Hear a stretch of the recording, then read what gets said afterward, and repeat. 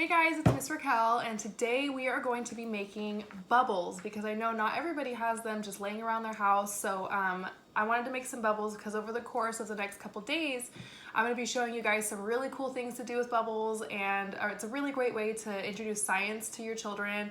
And also with the making the bubble solution, it's a really awesome time to start introducing measurement and let them measure things into our concoction. It's only 3 ingredients, but it's a really great way to let them get involved in it and let them get a little bit messy.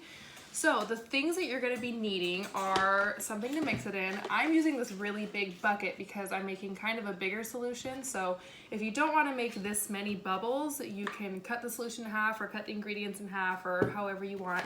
But I'm going to be mixing it in this big bucket, and then you'll also need some dish soap, some sugar, and some water. I've already measured out my water just to make it a little bit easier, but I'll let you guys know what the measurements are. All right, so now we're gonna get to mixing, and here's what our measurements are. So I have 4.5 cups of water here, and you guys can see 4.5 cups on the line there. So go ahead and let your kids pour this in and let them make it because it's really, really simple and they'll love it. We're gonna pour the water in there. And then we're gonna measure out 1.5 cups of soap. Now this is gonna probably take a little bit, so let's go ahead and get started.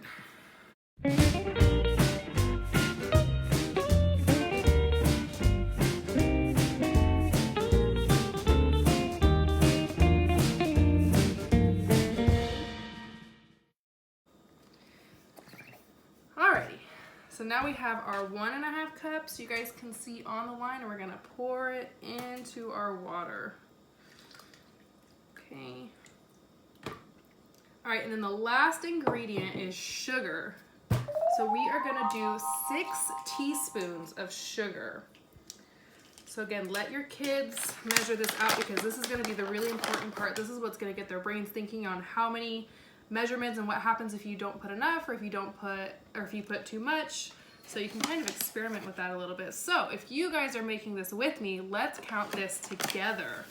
So 6 teaspoons. 1,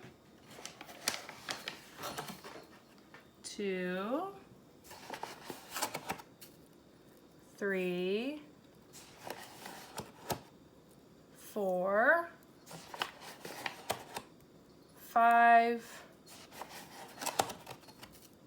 6. Okay, so the next part is really, really, really important. So does everyone have their listening ears on? Okay, because the next part is we have to mix it. But while you're mixing it, you don't want it to make any suds or bubbles, as little as you can. So letting your children mix this and doing it really, really slowly and having them not make the bubbles is a really great way to teach them self-control and how to do things a certain way so that they get the outcome that they want. So we're gonna start really, really slow, but we wanna make sure everything is still mixed up and dissolved. So this could take a little bit.